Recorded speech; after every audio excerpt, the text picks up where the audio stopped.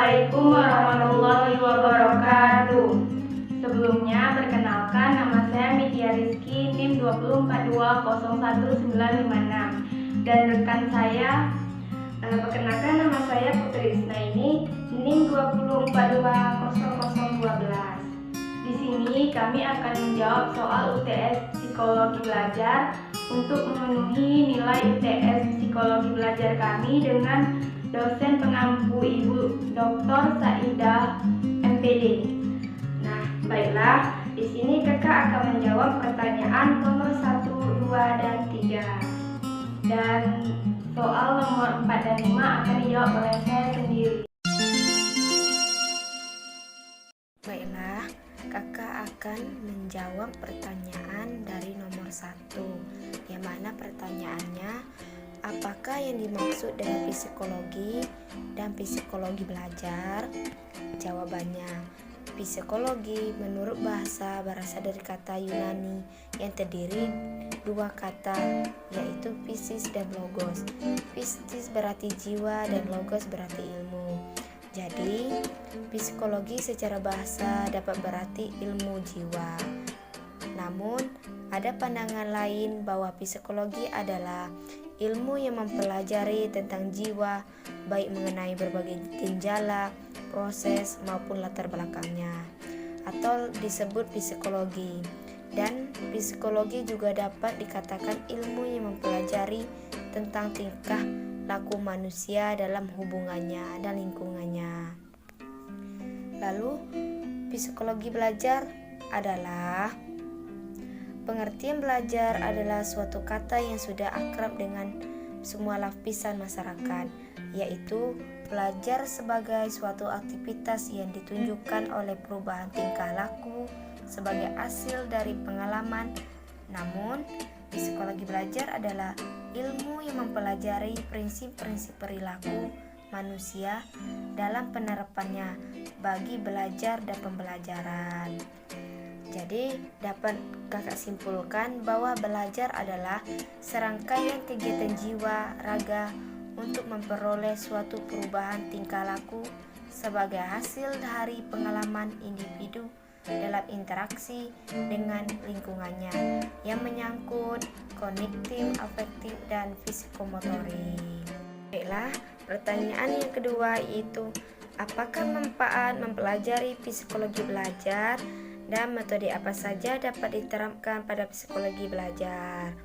Jawabannya, pada hakikatnya tidak hanya dimanfaatkan oleh guru saja, namun semua pendidik, orang tua, calon guru, instruktur, fasilitator dapat mengambil manfaat dari teori-teori yang dikupas dalam psikologi belajar ini. Nah, adapun manfaat mempelajari psikologi belajar tersebut terdiri dari 6, yaitu 1. Memahami hakikat, ciri, dan prinsip belajar sehingga dapat menentukan sikap yang tepat terhadap aktivitas belajar anak didik. Yang kedua, mengetahui berbagai faktor yang mempengaruhi proses dari hasil belajar sebagai dasar berpijak dalam mengembangkan potensi anak. Yang ketiga, menumbuhkan pemahaman yang holistik terhadap anak didik, baik kelebihan maupun peluang, hambatan yang bakal terjadi sehingga dapat memperlakukan anak sesuai kemampuannya. Yang keempat, dapat mengembangkan proses pembelajaran dengan mengacu pada teori-teori belajar yang melandasi aktivitas belajar. Yang kelima, memiliki dasar pijakan dalam menyusun strategi mengatasi hambatan-hambatan belajar pada anak. Yang terakhir yaitu keenam, dapat melakukan diagnosis dan perbaikan belajar berdasarkan prinsip dan hakikat diagnosis kesulitan belajar siswa. Lalu, metode apa saja dapat diterapkan pada psikologi belajar?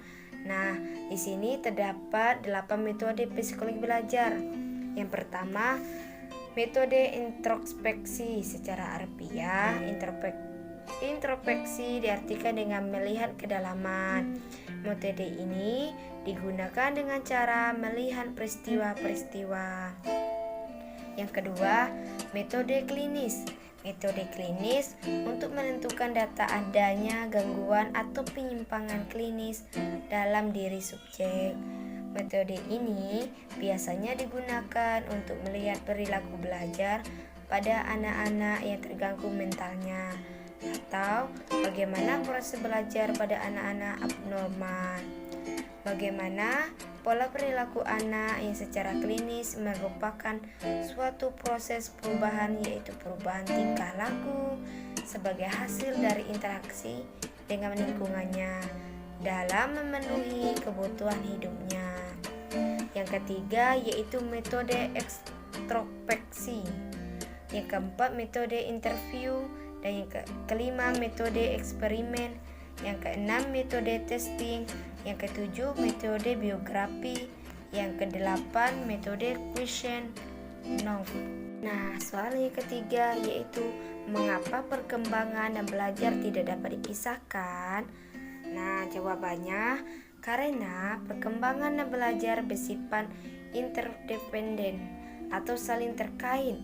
Perkembangan kemampuan seseorang bersifat konteks dependen atau tidak dapat dipisahkan dari konteks sosial dan pendidikan. Jadi, perkembangan dan belajar tidak dapat dipisahkan karena yaitu saling berkaitan atau saling berhubungan. Soal nomor 4. Apa pengertian belajar dan ciri-cirinya? Jawabannya, jika membaca buku pendidikan dan psikologi, tentu kita akan menemukan berbagai pengertian belajar menurut para ahli. Belajar adalah suatu proses perubahan di dalam kepribadian manusia, dan perubahan tersebut ditampakkan dalam bentuk peningkatan kecakapan, pengetahuan, sikap, kebiasaan, pemahaman, keterampilan, dan daya pikir dan di kemampuan. Jika di dalam suatu proses belajar seseorang tidak mendapatkan suatu peningkatan kualitas dan kualitas kemampuan, dapat dikatakan orang tersebut sebenarnya belum mengalami proses belajar, atau dengan kata lain, ia mengalami kegagalan di dalam proses belajar. Ciri-ciri proses belajar. 1. Perubahan yang bersifat fungsional. 2. Belajar adalah perbuatan yang sudah mungkin sewaktu terjadi prioritas. 3. Belajar terjadi melalui pengalaman yang bersifat individual. 4. Perubahan terjadi bersifat menyeluruh dan terintegrasi. 5. Belajar adalah proses interaksi. Dan 6. Perubahan berlangsung dari yang sederhana ke arah yang lebih kompleks. Jadi, dapat disimpulkan bahwa ciri-ciri uraian di atas dapat diketahui bahwa dalam proses belajar sangat penting adanya pengambilan keputusan dan reaksi tindakan terhadap keputusan yang diambil. Karena hasil dari tindakan inilah yang menentukan adanya perubahan atau tidak. Soal nomor 5. Pada pembelajaran tema cita-citaku kelas 4 Madrasah Ibtidaiyah, aktivitas apa saja yang dapat dilakukan oleh siswa untuk belajar tema tersebut, dan usaha apa yang dapat dilakukan siswa supaya efisien belajar? Jawabannya yaitu dengan menggunakan model problem based learning, yaitu model pembelajaran dengan pendekatan pembelajaran siswa pada masalah autentik, sehingga siswa dapat menyusun pengetahuannya sendiri, menumbuh kembangkan keterampilan yang lebih tinggi, memandirikan siswa, dan meningkatkan kepercayaan diri sendiri. Model problem based learning ini dengan menggunakan media audio visual, yaitu dengan menayangkan video atau film tentang cita-cita. Dan adapun aktivitas siswa untuk belajar tema tersebut adalah: pertama, yaitu dengan menonton dan memahami video atau film yang telah ditayangkan oleh guru. Kedua, siswa harus termotivasi untuk mempunyai cita-cita. Ketiga, siswa harus memilih cita-citanya dan menggambarkannya di buku gambar. Dan keempat, setelah menggambar, siswa harus menceritakan tentang cita-cita yang telah digambarnya tadi dengan menceritakan apa yang memotivasi siswa memilih cita-cita tersebut dan apa yang menarik dari cita-cita tersebut dan yang dapat dilakukan siswa agar pembelajaran menjadi efisien, yaitu dengan pertama, memilih cita-cita apa yang diinginkannya. Dan kedua, siswa harus menyiapkan buku gambar untuk menggambarkan profesi cita-citanya. Ketiga, siswa jangan malu bertanya dengan guru ataupun teman mengenai cita-cita yang belum dipahaminya. Dan yang keempat, siswa harus memberanikan diri untuk menceritakan cita-cita yang telah dipilih dan digambarkannya tadi. Baiklah, itulah jawaban dari kami berdua. Jika ada kesalahan, kami mohon maaf. Kami akhiri. Wassalamualaikum warahmatullahi wabarakatuh.